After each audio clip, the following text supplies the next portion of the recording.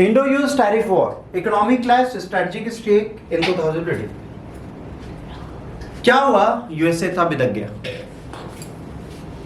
ऐसा क्या हुआ कि यूएसए को इतनी प्रॉब्लम हो गई? अच्छा, पहली चीज ये क्लियर हो गई, जो ट्रम्प हर जगह गाना गा रहे थे कि भैया जी हमने इंडिया और पाकिस्तान की वॉर को रुकवाया, तो इंडिया पे टैरिफ लगा के उन्होंने क्लियर कर दिया कि इंडिया की वॉर तो उन्होंने बिल्कुल नहीं रुकवाई। वो इंडिया से ये कह रहे हैं कि भाई साहब एक छोटा सा काम करिए कि आप रशिया से ट्रेड करना बंद कर दीजिए। तो मिनिस्ट्री ऑफ एक्सटर्नल अफेयर ने आज ही एक पोस्ट डाला है पब्लिक के लिए, उसमें इन्होंने कहा है कि यूरोपियन यूनियन और बेटे यूएस जो चिल्ला रहा है, यूरोपियन यूनियन ने जो रशिया से ट्रेड किया था 2022 तक, वो पता है कितना था? 12 बिलियन यूएस डॉलर। और 2023-24 में पता है कितना है? 16 बिलियन यूएस डॉलर। कह रहा है अगर कॉन्फ्लिक्ट चल रहा था तुम्हारा ट्रेड कैसे बढ़ गया? और हम तो अपनी एनर्जी नीड को फुलफिल कर रहे हैं, हमारी ग्लोबल नीड है वो, हम उसको कहां से फुल। यूएस क्या कह रहा है? यूएस कह रहा है तुम रशिया से कुछ खरीदो नहीं। यूएस कह रहा है तुम वेपन्स भी हमसे लो। हमने मना कर दिया, उनके F-35 हमने कहा 2 कौड़ी का में नहीं चाहिए, हम बिना वेपन के सही है पर तुमसे नहीं लेंगे। फिर कह रहे हैं कि फ्यूल भी हमसे लो। अब एक बात बताओ बेटा, तुम्हें 1 किलो चावल खरीदने हो,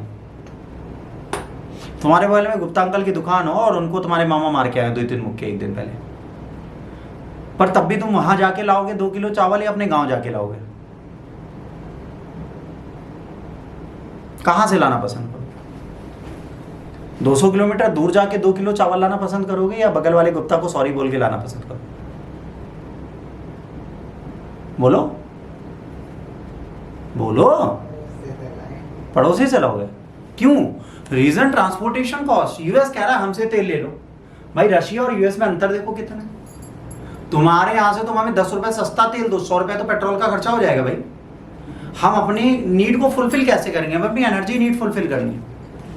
दूसरा, हमारी कंट्री में एक मिथ है, पता है क्या मिथ है? हमारी कंट्री में हर एक बंदा जो है ना चाइना को गिरी आता है। हमें जब से बीजेपी आई एक चीज सिखा दी कि चाइना इज आवर एनिमी। यही सिखाया जा रहा है ना, चाइना दुश्मन है, चाइना से दूर रहो, चाइना बेकार है, चाइना ये। चाइना बेकार नहीं है, चाइना टेक्नोलॉजिकली हमसे ज्यादा बेहतर है। अभी आज से 40 साल पहले चाइना भी इंडिया जैसा था, वहां पे भी गरीब थे, भीख मांगते थे, रोड पे सोते थे, परेशान रहते थे। चाइना क्या डिक्टेटरशिप रखता है? विद इन 5 ईयर्स उसने सारे भिखारी और सारे गरीब खत्म कर दिए। क्यों? जो भीख मांगने आता उससे को भैया काम करो और 10,000 रुपए महीने देंगे, काम करेगा? नहीं करेगा। पूछो क्यों? भीख मांग के वो रोज के 10,000 कमा रहा है भिखारी। अब अगर डेमोक्रेसी में तुमने उसकी भीख मांगनी बंद किया और उसे एक लेबर बना दिया और एक फैक्ट्री में डाल दिया कि यहां पे तुम रोज गिलास बनाओगे, तो अगले साल तुम्हारी सरकार आएगी? नहीं आएगी। जापान, इंडिया इनमें फंस जाता है क्योंकि दोनों डेमोक्रेटिक मैनर में चलते हैं। चाइना डिक्टेटरशिप है। उसने कहा बेटा कल से तुम्हें भीख नहीं मांगनी। वो कहेगा मांगेंगे, उठा के जेल में बंद करके पहले सूतते हैं, कहते हैं अब काम करो।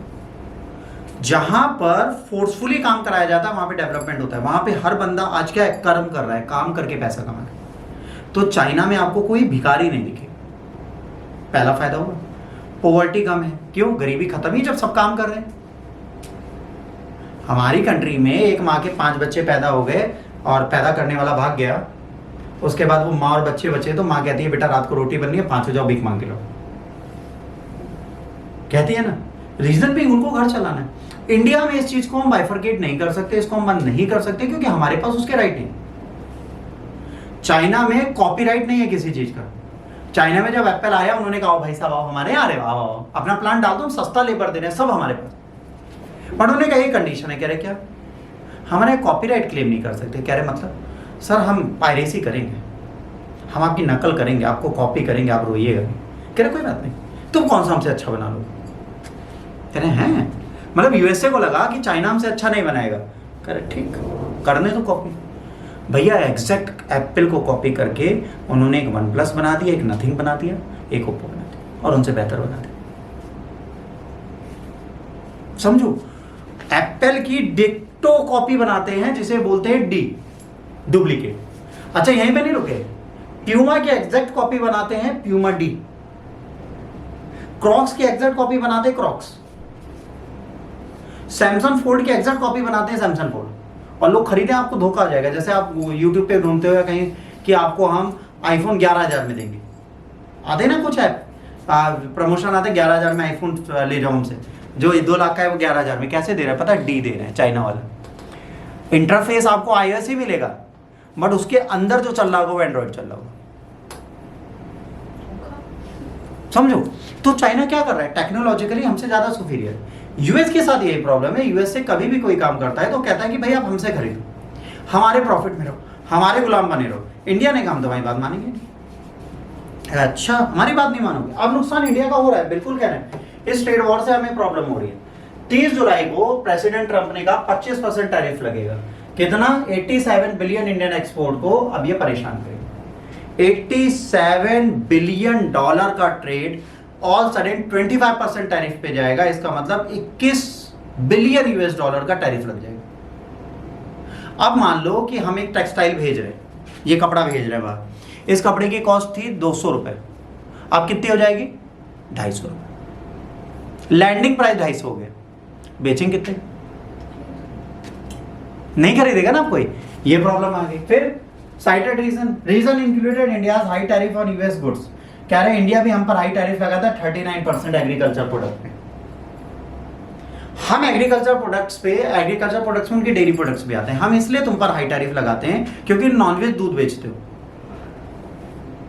तुम्हारी क्वालिटी के अगर एग्रीकल्चर प्रोडक्ट हमने सस्ते अपनी कंट्री में ले लिए तो हमारी इंडिया का ग्रेन कोई खाएगा ही नहीं। हमें अपनी इंडस्ट्रीज बचानी है, इसके साथ हमें अपना प्राइमरी सेक्टर बचाना है ना, जो कृषि के उद्योग और डेयरी उद्योग है। हम बचाने के लिए टैरिफ लगा रहे हैं। तुम्हारा कौन सा कपड़ा बन रहा है और तुम कौन सा फार्मास्यूटिकल में हमारे से बड़े हो? ठीक। Continued energy and military purchase from Russia. कह रहे एक तो हम पे 39% एग्रीकल्चर प्रोडक्ट पे टैरिफ लगाते हो और सारे मिलिट्री प्रोडक्ट्स रशिया से खरीदते हो। भैया हमको वो अच्छा लगता है। दुनिया में एक जगह अमेरिकन खड़ा कर दो, एक जगह रशियन खड़ा कर दो। इंडियन से पूछ लो विच यू वांट, एवरीबॉडी से रशियन। हमारे दिमाग में बचपन से भरा Russian is quality, American is not. India में चाहे शालीनता हो चाहे अश्लीलता हो, हर जगह रशियन ही चलता है। क्यों? प्रोडक्ट रशिया का ड्यूरेबल है, प्रोडक्ट रशिया का अच्छा है। अमेरिकन प्रोडक्ट बहुत बेकार। F-35 था, इससे पहले F-16 और 15 पाकिस्तान के पास था गिफ्टेड, समझना, और हमारे पास MiG-21 था। हमारा रशियन माल अमेरिकन माल पे भारी पड़ गया। उन्होंने कहा स्विफ्ट है, हम तेज चलेंगे, ये करेंगे वो करेंगे, हम उनको गिरा डाले। 65 की वॉर के बाद उन्होंने कहा हमको नहीं चाहिए तुम्हारा फाइटर जेट। जो गिफ्ट दिया था पाकिस्तान रो गया। तो क्वालिटी में रशियन ज्यादा बेहतर हुए हमारे लिए, और हम पे ट्रस्ट भी है और उन पर हम पे भी ट्रस्ट है। भाई एक दूसरे की सिक्रेसी को बना के रखता है ना इंडिया और रशिया। तो हम रशिया पे ज्यादा है तो भाई हम उन्हीं से लेंगे ना, तुमसे क्यों लेंगे? और हमारी कंट्री में रशिया ज्यादा है, हर तरफ से रशिया ज्यादा है। रशियन वोडका चलती है, रशियन वाइन चलती है, रशियन विस्की चलती है। अमेरिकन वोडका कौन सा है बताओ? कोई है? ठंडी तो उनके यहां भी होती है, वो भी पोल पे है, तुम भी पोल पे अलास्का लेके बैठे, कौन सी वाइन बना लेते हो भाई तुम? वहां पे रम बनती है, वोडका बनती है, उनसे सीख के हमने दारू बनानी सीख ली। ट्रॉपिकल रीजन में वोडका पी रहे हैं जहां पीनी नहीं चाहिए। अमेरिका कह रहा है हमसे करी तो काय खरीदे, तुम हो किस लायक? चलो कोई बात नहीं। इसके बाद Trump called India the tariff king, aiming the pressure on India to open markets and align with US geopolitical interest. कह रहा है तुम टैरिफ किंग हो, इंडिया हर जगह टैरिफ लगाता है, तुम टैरिफ के बादशाह हो तो हमसे टैरिफ लो। अब वो क्या प्रेशर डाला है? वो चाहता है इंडिया हमारे आगे झुके, कहे महाराज सलामी कबूल करो। तो ये हम नहीं कर सकते भैया, ऐसे तैसे जाओ, तुम टैरिफ बढ़ा लो, कोई दिक्कत नहीं, हम कहीं और बेच लेंगे। ठीक। अब what stake in trade between India and US? The US in India's largest export market accounting $87 billion of goods 2024 में बेचे, approximately 80% of the India's total export. 18% हमारे टोटल बाहर बेचे गए माल का कहां जाता है? अमेरिका। की affected sector include textile, April, James, jewelleries, electronics and engineering goods. ये चीजें हैं जो हमें परेशान करेंगी। ये सारी चीजें अब हमारी कंट्री से कौन लेगा? इस पे इंडिया बहुत परेशान है। तो परेशान मत हो, ज्वेलरी तो हम लोग खुद खरीद लेंगे। अब gems and jewelleries jump up to 2 to 26%, worsening 14.5 export decline and risking future contraction. 14.5% इनका ट्रेड कम हो गया है इस टैरिफ के चक्कर में। और भविष्य में हो सकता है हमसे कोई ज्वेलरी खरीदे ही नहीं। इसके बाद electronic engineering, high exposure with tariff threatening India's growing export momentum, supply chain reliance on the China's and Vietnam, है ना, कॉम्प्लिकेट्स रिसाइलेंस। अब सप्लाई चेन जो क्या है, किस पे डिपेंड करती है हमारी, चाइना और वियतनाम पे। अगर हम आज की डेट में अपने इलेक्ट्रिक प्रोडक्ट्स बना के नहीं बेचेंगे तो हमें समस्याएं होंगी कि नहीं होंगी, होंगी। हम चाहते हैं यूएस से हमसे लें। अब जैसे मान लो कैनन बन रहा है, ठीक, जैसे आज मैंने देखा build your own dream BYD car China की, है ना। अब मैंने सोचा कि मैं कंपनी बनाता हूँ इंडियन ड्रीम कार IDC, और जो बच्चे जो इंडियन बोले उस हिसाब से उनकी कार कस्टमाइज करके दे दो। अब पहला चैलेंज मेरे साथ क्या है, जो इंडियन कहेगा वैसी कार बताऊंगा। एक इंडियन आई, सर मेरी कार ऐसे जाके ऐसे मुड़नी चाहिए, और सर ऊपर का टप्पा जो होगा वो पिंक होगा, नीचे वाला डार्क ग्रे होगा, पीछे वाला लाइट ग्रे होगा, और साइड लाइट ग्रीन होंगी, और अंदर सर मुझे स्टीयरिंग भी ग्रीन चाहिए, पहिए भी ग्रीन चाहिए। आगे अब हम टायर ढूंढे, ग्रीन हमें मिले ही नहीं, पता चला चाइना में बनते हैं। इंडिया ने कहा कि मेड इन इंडिया इनिशिएटिव है, चाइना से टायर लाओगे नहीं। अब हमने काला टायर लिया, उसे हरा पेंट कर दिया, लेके चली गई बालिका। आधे रास्ते चलाया, टायर का पेंट घिस गया नीचे से, हरा काला हो गया टायर, वापस आ गए, गाड़ी फेंक गई। तो India's dream car closed in a day 1। उन्होंने कहा सर सस्पेंशन BYD से बेहतर होना चाहिए, गाड़ी ऐसे कूदे और ऐसे ही रह जाए। हमने लगा दिया गाड़ी वाला, बाइक वाले शॉकर। गाड़ी जैसे ही कूदी 4 फीट ऊपर उठी, फिर नीचे आई, मैडम जी का खोपड़ा बड़ा फट गया। इंडियन ड्रीम कार नो मोर। समझो, तो आप डिपेंडेंट हो किसी पर। आप इलेक्ट्रिक अप्लायंसेस बनाते तो हो, अमेरिका से कहते हो ये मेरा कंप्यूटर है आप रखो, फिर जब उसको अंदर खोलते हैं तो लिखा है made in China chip, made in Vietnam this, made in China, made in Vietnam, ऊपर ठप्पा लगा था made in India, pure initiative, made in India, real Indian product, खत्म। तो टैरिफ बढ़ाइए, प्रॉब्लम। टेक्सटाइल, भैया कपड़े हम बहुत बनाते हैं, but India rate is still lower than the Vietnam. India का ट्रेड 26% टैरिफ लगने के बाद भी बांग्लादेश और वियतनाम से सस्ते कपड़े आज भी हमारे। तो भाई कपड़ा तुम बेच देंगे, तुम उसमें हमको बेवकूफ नहीं बना सकते। इसके बाद pharmaceutical, largely exempted, preserving $9 billion export lifeline and the critical US health care supply. US के हेल्थ केयर सप्लाई में सबसे ज्यादा critical Indian medicine. Pharmaceutical sector हमारा इसलिए यूएस में जाता है क्योंकि हम सस्ते हैं दवाई बनाने के मामले में, और यूएस अगर टैरिफ लगाता है तो अपने हेल्थ सेक्टर को ही बर्बाद कर दे। तो इनको क्या सोचते हैं, अपने हेल्थ सेक्टर को मजबूत रखें। India's stock market dipped by 0.59 after the tariff announcement. Estimate GDP impact जो है 0.2% रिडक्शन होगा, और फोरकास्ट है कि इस बार हमारी ग्रोथ रेट 6.6 से अब कम होकर कितनी हो जाएगी, 6.4। ठीक, करेंसी प्रेशर आएगा जिससे हमारी जो करेंसी है उसका भी डेप्रिसिएशन होना स्टार्ट हो जाएगा। War tariff and market resilience. अब देखिए कारगिल वॉर में भी सेम चीज हुई थी, ठीक। इसके बाद ग्लोबल प्रोटेक्शन के नाम पर इन्होंने यही काम किया है, चाइना पे 34%, वियतनाम पे 46%, बांग्लादेश पे 37%। ट्रेड सैंक्शन इन्होंने लगा रखे हैं हम पर 26। India tariff rate is 27, comparatively moderate. China +1 इनकी सप्लाई चेन से सस्ता है हमारा टैरिफ। इनको को कितना दे रहे हैं, 34, हमको दे रहे हैं 26। ठीक है ना, 2% पहले था 25 और 27%, कोई दिक्कत नहीं है। मंगल का ग्रह है, मंगल का साल है, तो मंगल मंगल करते रहो। तो और बेची क्यों रहे, और बेचे। कितनी दवाई खाते हो एक दिन में, कितनी? 9 बिलियन यूएस डॉलर की दवाई जिस दिन इंडिया में डंप कर देंगे ना, हाई क्वालिटी, कोई खरीदने वाला नहीं होगा। हम लोग पैरासीटामॉल भी इंफीरियर वाली खाते हैं, ओरिजिनल वाली डाइजेस्ट नहीं होगी हमसे। हमारे को बुखार आएगा नहीं 8-10 महीने, तो फिर कैसे होगा, बीमार नहीं हो। ऐसा नहीं, हमें हर हफ्ते बुखार आना चाहिए, वरना पैरासीटामॉल कैसे बिकेगी। तुम भी, गलत बात नहीं। We are habitual of inferior qualities, और तुम कह रहे हो अमेरिका की सुपीरियर क्वालिटी हमको दे दो। They are Americans, they are very डेलिकेटेड,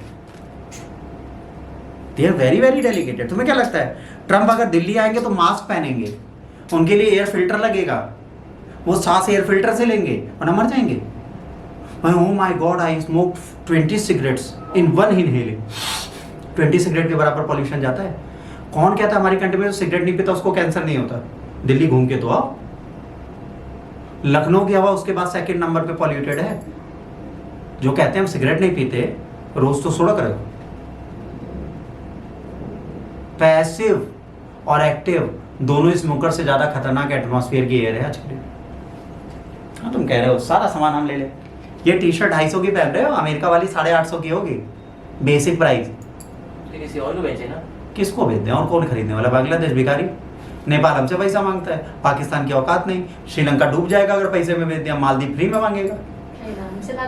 इधर उधर लड़ाई चल रही है, चाइना हमसे लेने से रहा, रशिया कहेगा हम लड़ेंगे तुमसे कपड़े खरीदें, ब्रिटेन कहेगा इसीलिए तो तुम पर अटैक किया था, इतने साल गुलामी की तुम्हारे को रख के, काहे तुम कपड़ा ना बेचो हमारे। अफ्रीका कहेगा भाई साहब नो मोर। कहाँ बेचोगे? अंटार्कटिका में फेंकोगे जाकर, पेंगुइन को पहनाओगे जींस?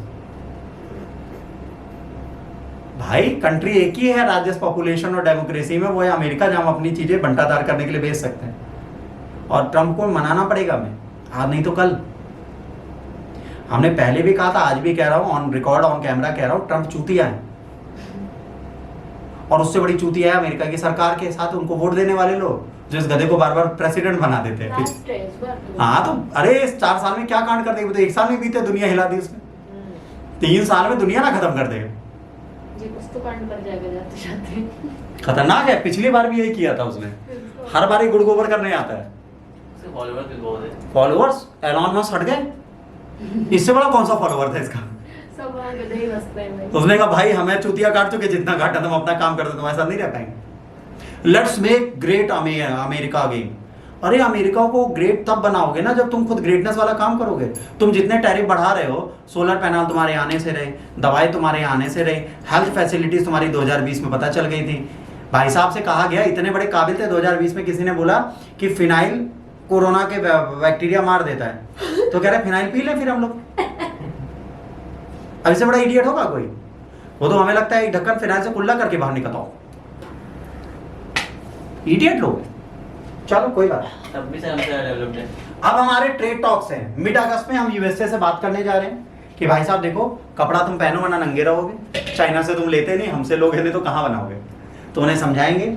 फिर पोटेंशियल कंसेशनस क्या होगी? लोअरिंग इंपोर्ट ड्यूटीज यूएस के लिए हम करेंगे, increasing LNG purchases and negotiating phase of tariff rollback. हम सब मिलके बात करेंगे कि टैरिफ को थोड़ा पीछे करो यार, आपस की बातें निपटा लेते हैं, डोमेस्टिक रिफॉर्म है ना। Tariff reduction, EV components, mobile parts, solar modules, इन पे हम अपनी टैरिफ को कम करेंगे।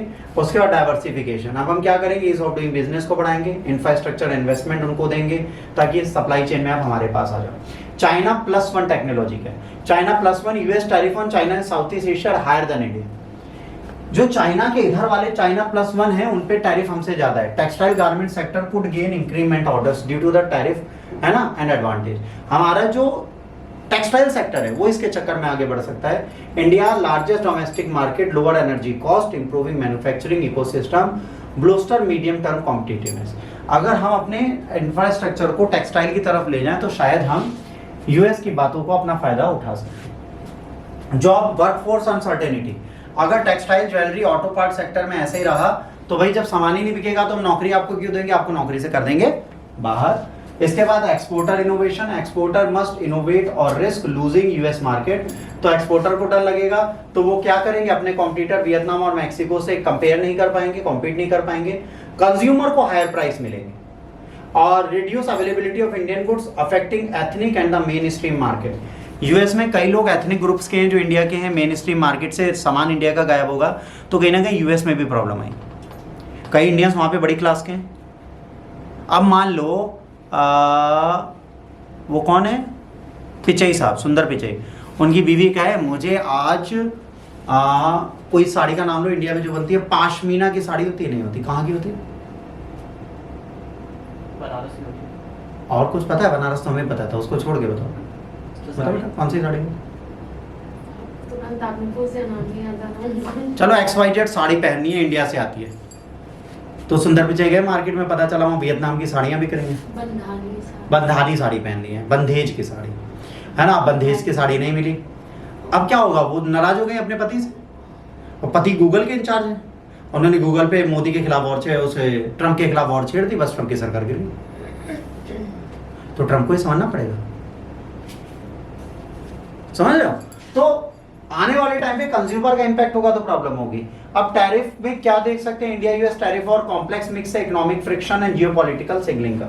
जियोपॉलिटिकल टेंशन जो चल रही है उससे और इंडिया यूएस के रिलेशन के लिए शॉर्ट टर्म पेन है ना, लॉन्ग टर्म अपॉर्चुनिटी। ये शॉर्ट टर्म पेन है इंडिया के लिए, बट लॉन्ग टर्म अपॉर्चुनिटी क्यों है? क्योंकि इंडिया अपने आप को और आगे बढ़ा सकता है। जहां पे टैरिफ हाई है हमारा उनके कंपैरिजन पे लो है, मार्केट को पकड़ सकते हैं। Strategic vision transformation tariff challenges into the catalyst and the global competitiveness deeper bilateral partnership। अब हमें क्या करना पड़ेगा, इस टैरिफ के बीच में जाना पड़ेगा, ट्रम्प साहब को मनाना पड़ेगा, उनको 2-3 लॉलीपॉप देनी पड़ेंगी, उनको समझाना पड़ेगा, यही करते हुए कहना भाई अब आओ साथ में ट्रेड करते हैं, ठीक। Stakeholder must collaborate and innovate, negotiate and adopt this evolving trade landscape। अब हमें इनोवेशन करना पड़ेगा। जो चाइना में महंगा है और यूएस उनसे ले रहा है हाई टैरिफ 36% के बाद, हम तो 25% टैरिफ पे बेच दें, बट हमें टेक्नोलॉजिकली गेम खेलने पड़ेंगे जो हमारे लिए पॉसिबल नहीं है।